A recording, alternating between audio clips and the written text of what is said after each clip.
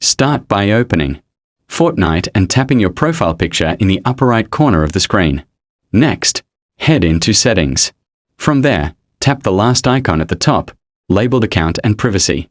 Under Account Settings, find Account Linking and tap Open Website.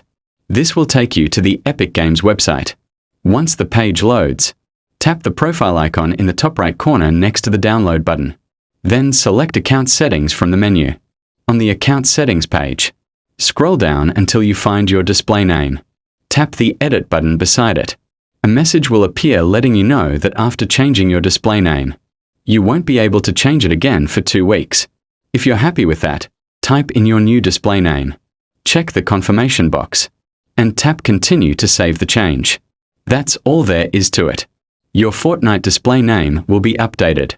If you found this guide useful, be sure to leave a like and subscribe for more helpful tutorials.